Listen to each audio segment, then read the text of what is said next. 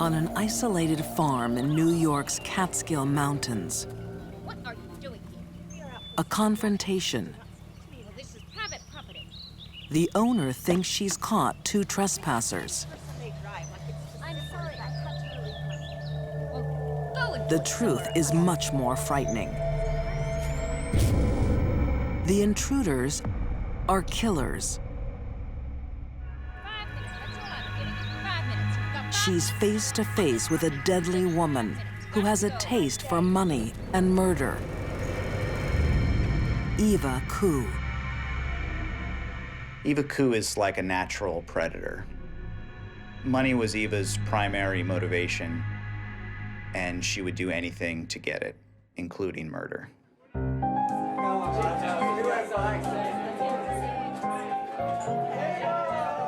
Eva Koo is a sharp businesswoman. At the height of Prohibition in the 1920s, she runs the busiest speakeasy in town. Little Eva's Place, it was called. Lots of loud music, lots of women, lots of alcohol, and everybody visited Eva Koo's place that wanted a good time. New York playwright Isaac Rathbone has turned Eva's sordid life story into a stage production. The story of Eva Koo is the story of survival. You have a woman who wants to survive on her own, and she will go through any means necessary to survive. There are stories of her having the sheriff's department and the police in her back pocket by offering them alcohol and women so that they would kind of turn a blind eye to her operations. Eva's Place is home to a cast of characters. The resident barfly is Eva's slow-witted handyman, Harry Wright. Harry Wright, or as he was known around the town, Gimpy Wright, was an older man in his 50s who lived with his mother. He was crippled, he was an alcoholic. There are stories of him drinking himself stupid, so to speak. With his mother now dead, Harry is in Eva's care. You have a side of Eva that takes in kind of lost souls. A lot of people who hung around the inn were alcoholics, were desperate women looking for a way to make ends meet. One such woman is Martha Clift, who's found a surefire way to make a little extra money. Martha was very subservient to Eva, and it's very apparent that she did whatever Eva told her to do. Before long, that will include murder.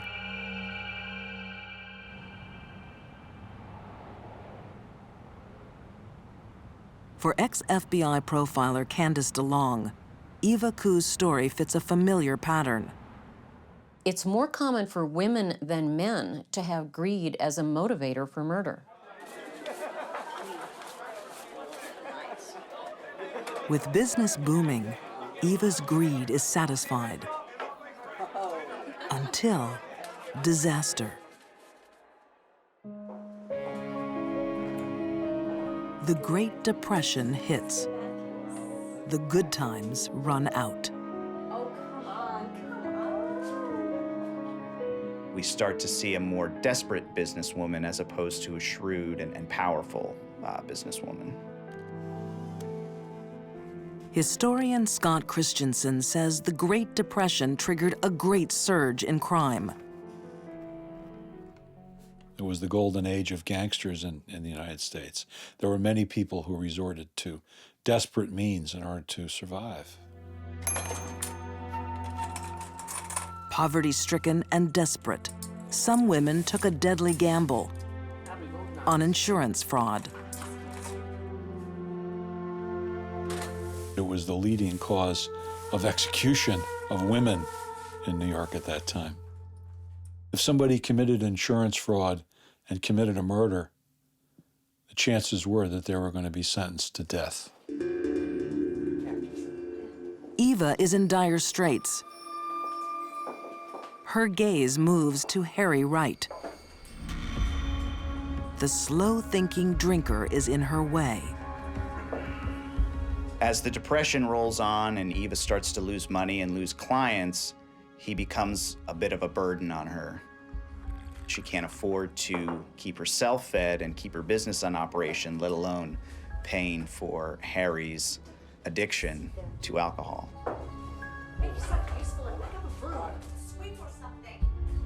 By 1933, as Eva has hit rock bottom economically, she decides that she is going to take out an insurance policy on Harry Wright and murder him.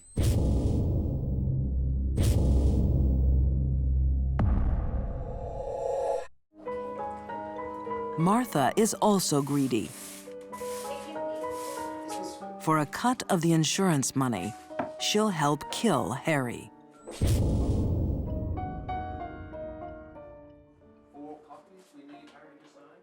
It begins at the insurance office.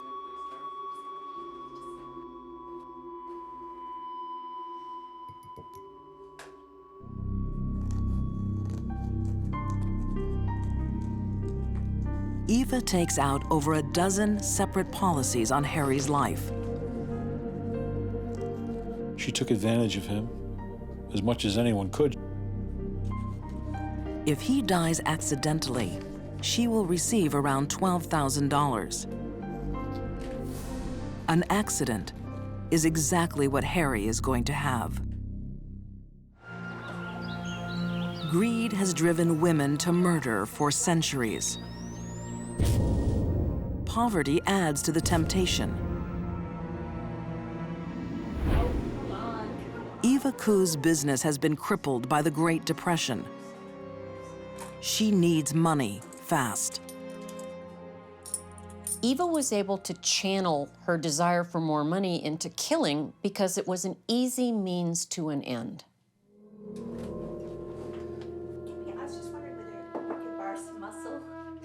Harry Wright has a price on his head. Thousands of dollars worth of life insurance taken out by Eva Ku and her friend Martha Clift. For them to collect, Harry has to have a little accident. Everybody knew Harry. They knew he was a drunk. It wouldn't be surprising that he'd perhaps gotten drunk and wandered in front of a car and gotten hit. It was a good plan in that respect. Or so it seemed.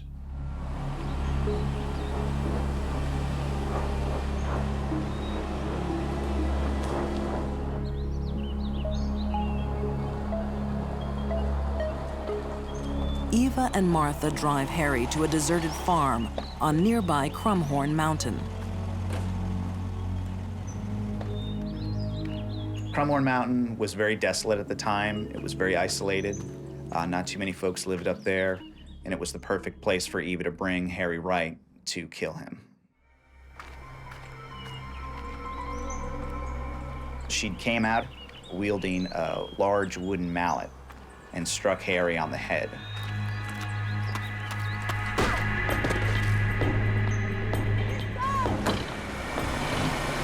It's alleged that Harry Wright's last words were to Eva, and he said, "My God, I can see why you brought me up here now." No, Eva! No! No, But Eva! this insurance job has to look like an accident. No! No! No! It's the perfect crime. As long as there are no witnesses. Hurry up! Cover him!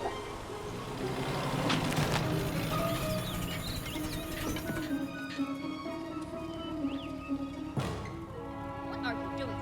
We are out for Sunday drive, and this is private property. When angry farm owner Iva Fink suddenly turns up, I'm sorry, I had to relieve myself. Eva decides attack is the best defense. Eva stands her ground, tells Iva Fink to go ahead and call the police. It was a real gutsy confrontation. You have a nice day.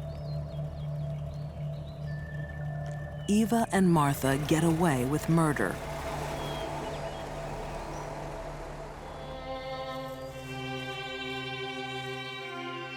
They dump Harry's bloodied body in a roadside ditch, just a few hundred feet from Eva's inn.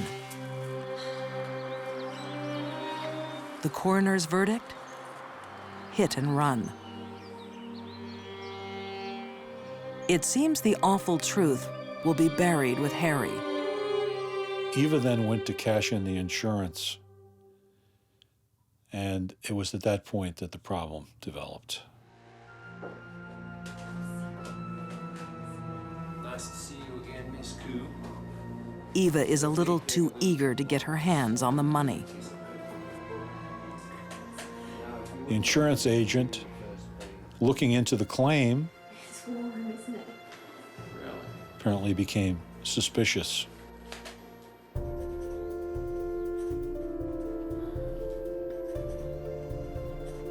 sorry, I've just remembered. He knows fraud is a common scheme, especially among women.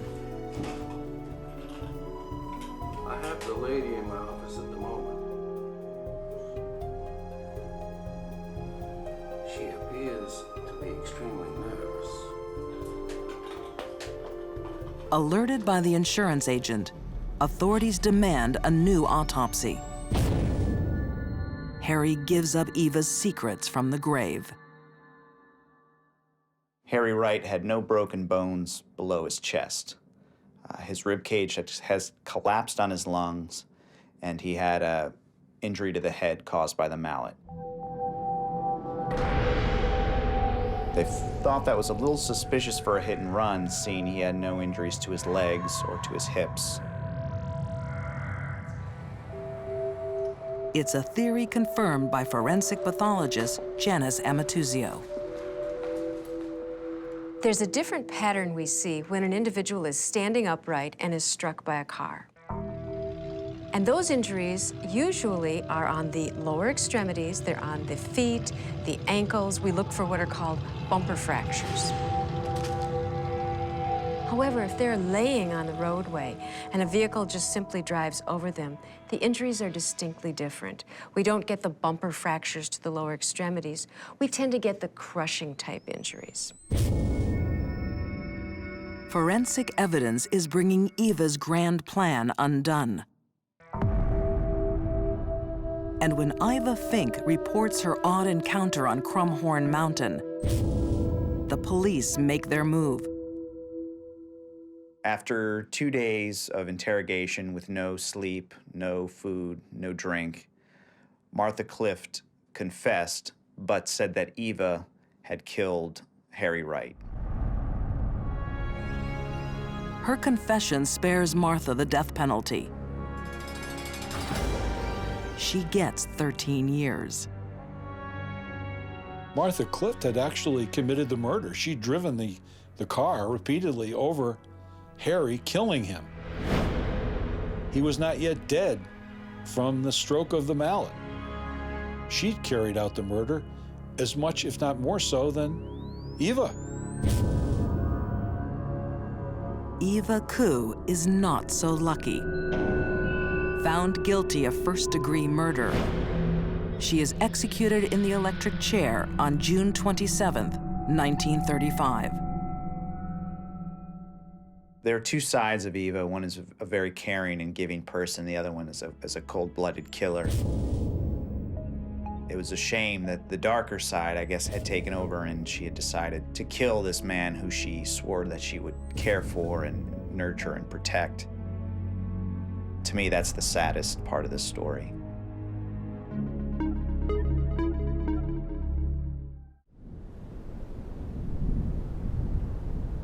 When a mind is disturbed, death and pleasure can become entwined. As they were one night in 1889 at Massachusetts General Hospital. I have something for you to drink. It'll make you feel better. Amelia Finney is a patient in pain. She hopes the medicine will bring relief. But her nurse's intent is not to heal. It's to harm. She had no empathy for others. She enjoyed what she did. She could only feel pleasure when she was inflicting pain. Nurse Jane Toppin gives Amelia a toxic cocktail. As Amelia feels the effect, she's joined in bed by her nurse. Can you imagine the fear? Waking up in your hospital bed with your nurse straddling you, looking into your eyes, and you are helpless to do anything, even cry out because she's overdosed you with a sedative? Professor Harold Schechter believes Jane Toppin was one of the most dangerous nurses who ever lived. Jane Toppin appeared to the world to be a very jolly and caring and nurturing human being. But of course, underneath that, she was the very opposite. To understand what motivated Jane's crimes, Schechter would have to turn the clock back almost 150 years. To New England in 1863.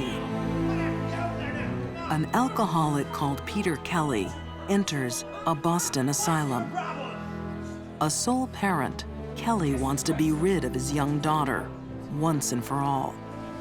He was obviously totally incapable of dealing with her, and he put her into an orphanage. 6-year-old Jane will never see her father again.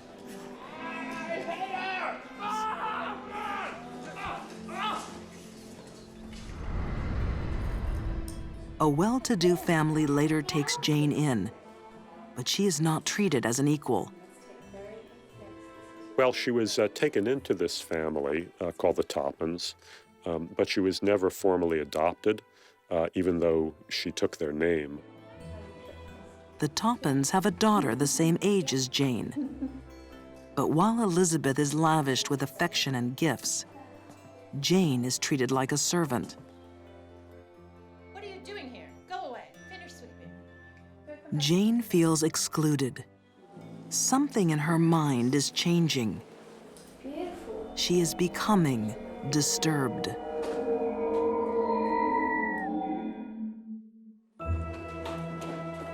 "20 years later, Jane Toppin is a student nurse. Hello, Mr. Jake. While her fellow trainees are motivated by compassion and kindness, Got a special dose for you today. Jane is driven by darker desires. The decision to become a nurse was hers alone, and I believe that decision was to gain access to potential victims. Hospitals became happy hunting grounds for her.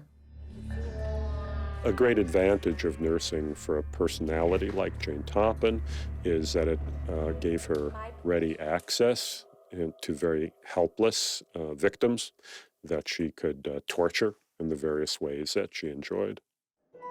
Jane is fascinated by the effects of drugs, especially morphine, a drug familiar to forensic pathologists like Janis Amatuzio.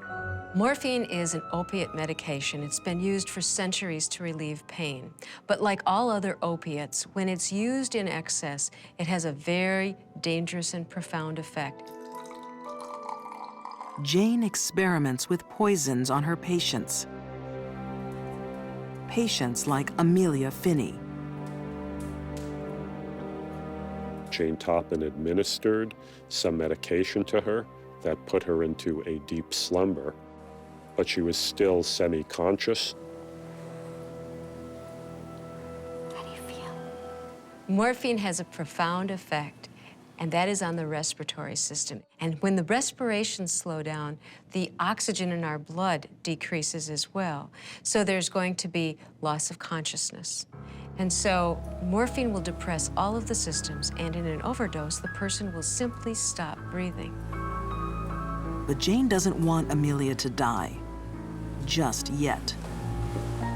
And she felt Jane Toppin get into bed with her and pull her bedclothes aside and begin to caress her in a very, very erotic manner.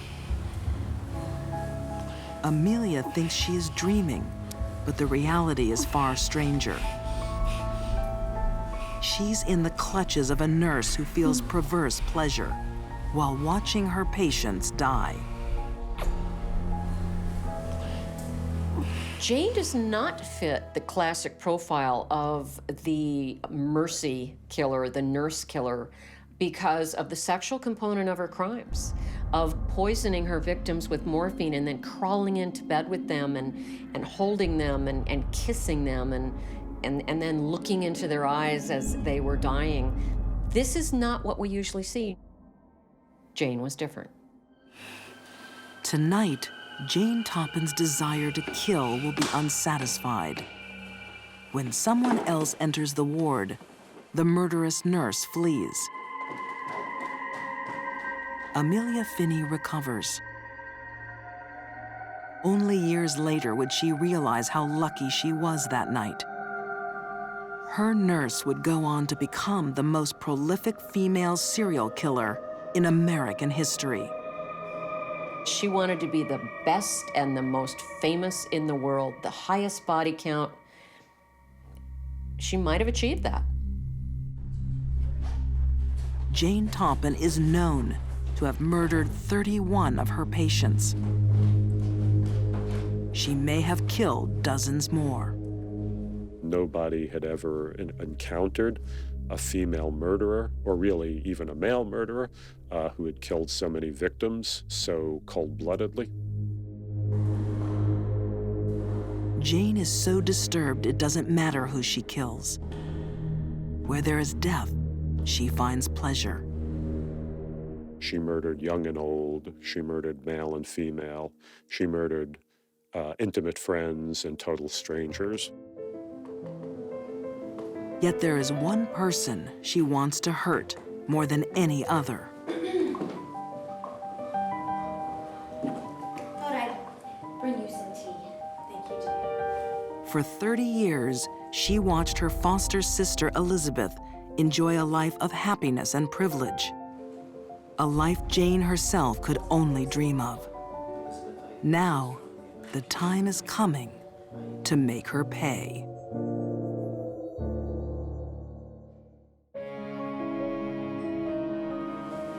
In the summer of 1899 on Cape Cod, Massachusetts, Elizabeth Brigham has mysteriously fallen ill.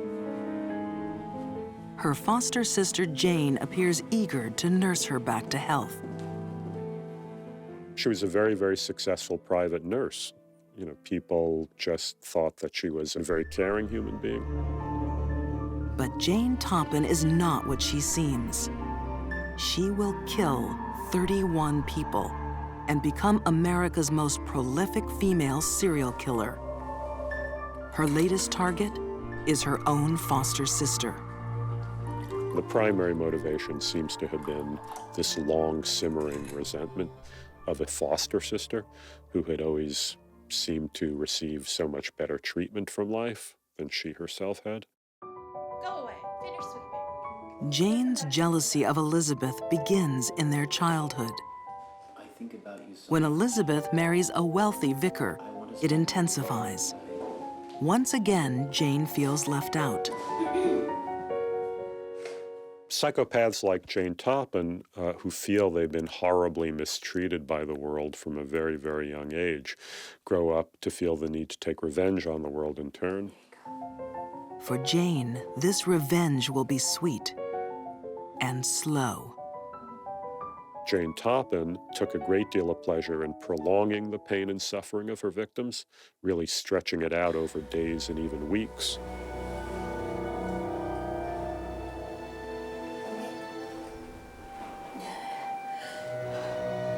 A lot of killers are not sadistic.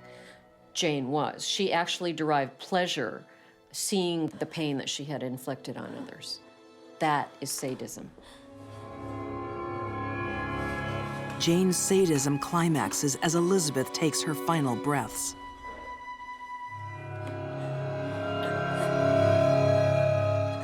that there are female serial killers who derive perverted sexual pleasure from inflicting death on their helpless victims.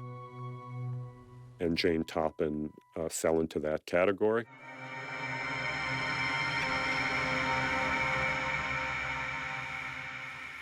Later, Jane admits that Elizabeth is the only victim she truly hated. This murder had a clear motive, but what about Jane's other victims? Could her murderous desires be tied to the mental history of her own family? The father who abandoned Jane when she was a child would later succumb to insanity. His nickname was Kelly the Crack, as in crackpot. And there were these stories that at one point he sewed his own eyelids shut. But while Jane's father suffered psychotic episodes, losing touch with reality, Jane herself had no such symptoms.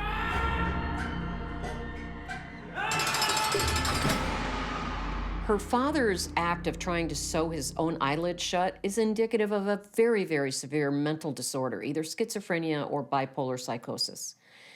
Both of those are inheritable, but I don't think Jane Toppin was insane. Not at all. Jane is clear-headed and calculated when she kills, making her all the more deadly. Serial killers like Jane Toppin, they have to murder more and more frequently in order to produce that rush of pleasure. Jane has been killing for 15 years. But when she's contracted to care for the Davis family, she takes her murder spree one step too far. I don't think serial killers want to get caught. They simply get sloppy. They get away with it so many times that they begin to think they're invincible and invisible.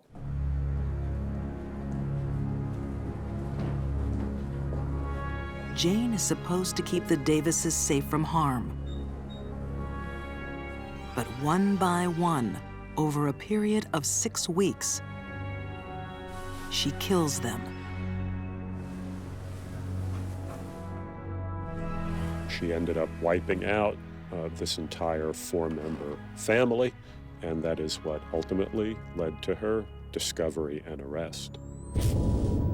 The death of an entire family turns suspicion onto nurse Jane Toppin. She denies the killings, but under questioning by psychiatrists, she confesses in disturbing detail. Jane was the type of sociopath who liked to brag about what she did. I'm sure every time she bragged about what she did and it shocked people, including the board of Victorian doctors, that gave her even more of a thrill. Jane shows no remorse, the telltale sign of a sociopath. She spends the rest of her life in a mental institution and is remembered as the most dangerous and disturbed nurse who ever lived. We perceive nurses like Jane as these angels of mercy who will care for us and nurture us and bring us back to health. Jane Toppin, of course, was the very opposite of that. She was an angel of death.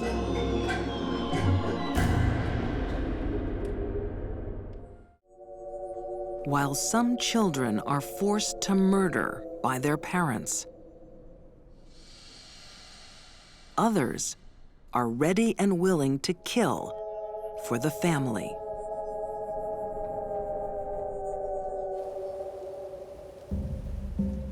On the prairies of Kansas in the 1870s, passing travelers stop to see a Wild West medicine show. So I can see, looking in your eyes, that you're wondering how it is I can cure the The blind. frontier men are mesmerized So as you can see here, I have my charts. by a beautiful young woman My who offers spiritual cures astrology charts. for earthly ills. Most important of all, my Ouija board. Kate Bender was a very pretty woman. It's been said that she had lips that would set any man dreaming. This root. She was around 5'6" and a very slender woman and very well endowed. To cure a young boy of his blindness. Yes, it's true.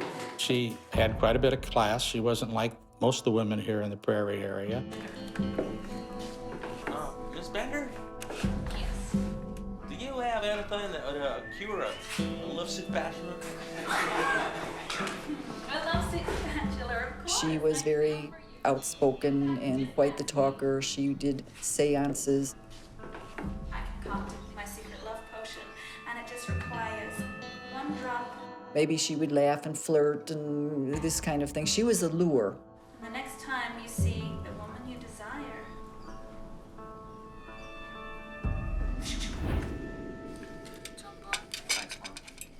Kate Bender is a lure oh, wait for Grace. for a deadly family. This was food that we were about to receive. The Benders might be America's first serial killer family. Come on, eat up. The Benders live out on the frontier trail. Ma and Pa, brother John, daughter Kate. Well, anyway, it's been a good week, huh? Not bad. Not bad. While pioneers head west to seek their fortunes, the Benders are making their own opportunities. Their simple cottage doubles as a general store and an inn. They had the store, and they had the table where they fed people. And now and then, if somebody stayed overnight, they had a straw mattress that they put in there. Even if a passing traveler hasn't seen Kate's medicine show, he will soon fall under her spell. Gorgeous horse. Nice to see you. Yeah, where are you heading? I was going to. But Kate's eyes are only for his money. Well, Kate was very talkative, very provocative, and she would engage all of the travelers in conversations after they analyzed whether they were worthwhile robbing or not. Kansas historian Wayne Hallowell says frontier travelers were enticing prey.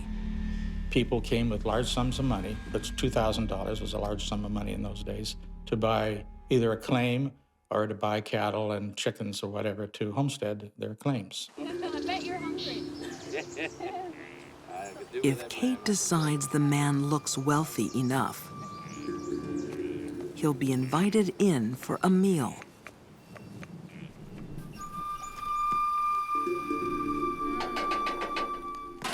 Smells good. It's a bit. Inside the Bender Inn, there's a special feature. And they had a canvas wagon top that they hung across the room to divide the public area from their living quarters. That wagon sheet is the key to a gruesome plan. So it's a shame you missed my spiritual talk. She'd put them in front of a chair that was pushed up against a canvas, and I can actually visualize her coming out, you know, very sexy. Kate Bender's smile is a final distraction as her brother looms behind the sheet.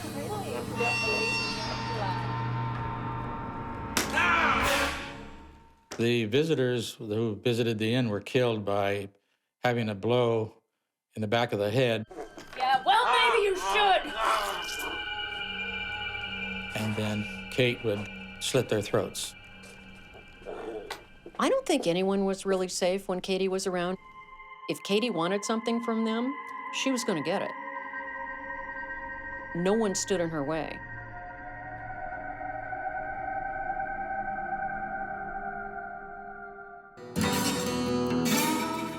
Out in the American Wild West,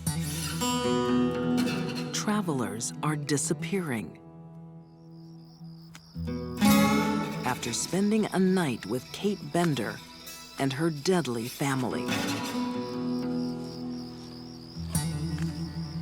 The general lawlessness of the frontier made it very possible for the Benders to commit these crimes and get away with it.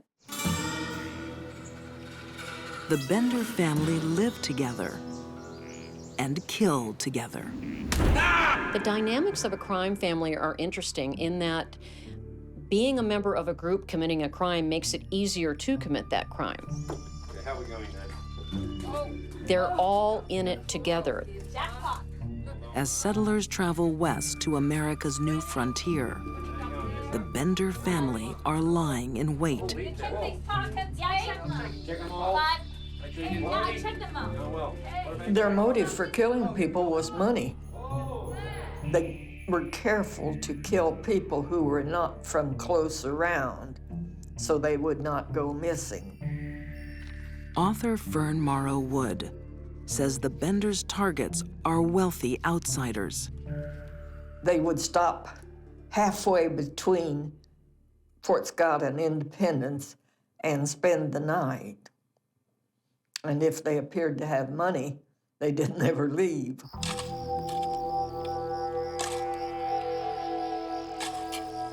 Ten strangers have gone missing on the trail that passes the Benders Inn.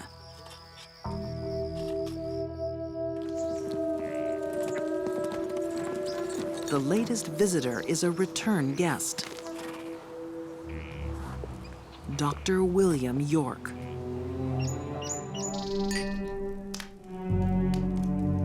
Like many frontier men, Dr. York is infatuated with Kate Bender.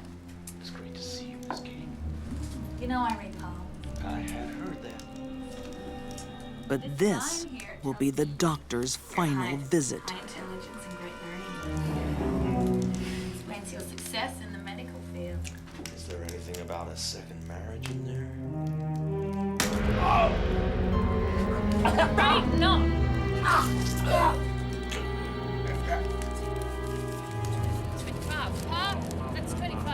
This time, the Bender family has made a big mistake. Dr. York was their undoing because he wasn't from far away, as the others were, and he left behind traces.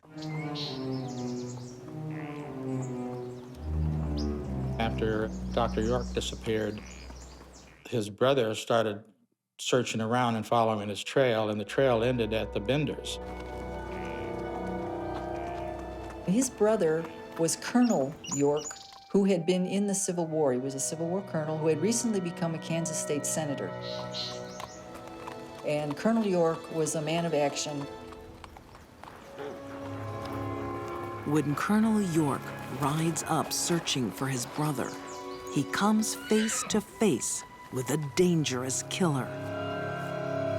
The idea that a woman would be involved in conning and luring men to their death, to their murder, clearly points to sociopathy. Hello, sir. Howdy, ma'am. I've been looking for my brother. His name is William York. Katie probably was a chronic liar by the time she was 5 or 6 years old. That's how she learned to con people. No, sorry. I've not seen this man around here. You certain about that? He was seen around these Kate parts. manages to palm the colonel off. People traveling through, but no, I've never seen him. But the Benders realize their deadly business is in danger of being shut down.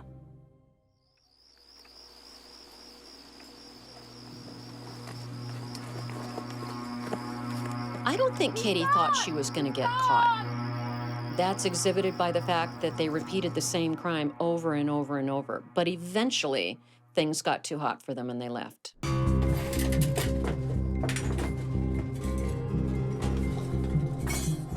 As far as known, they packed up quickly, they took off, they got into their wagon, and they went up to Thayer, which is only 7 miles away. And they bought train tickets, and they split. Get out of here!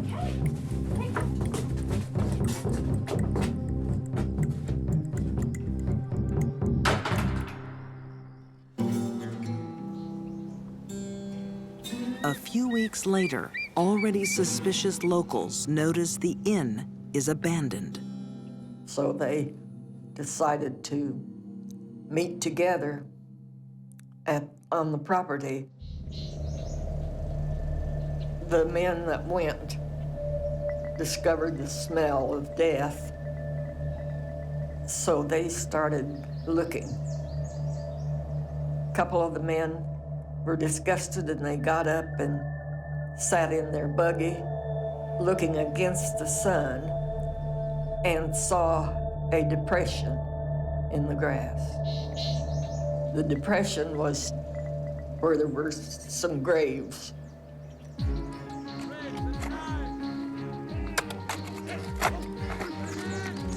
They told all the farmers to bring plows and shovels, picks.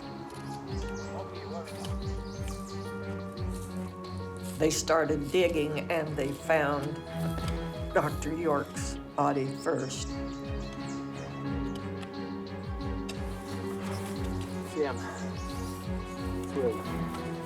Almost decapitated, because Kate was always given credit for slitting the throats from ear to ear. The Benders' land is a secret graveyard. They found 11 bodies altogether. People were furious. They realized that the Benders were behind the missing people, the murders. There were a number of posses, people who were hunting the Benders. They took off in all these different directions, but they were long gone. To this day, no one knows what became of Kate and her family. Come on, eat up. They've gone down in history as America's first family of serial killers. There's an excellent chance that when the Benders relocated, wherever it was, they resumed the activity. Possibly on a smaller scale to avoid detection. People that do this kind of thing, especially for profit, rarely stop unless they're stopped by the police.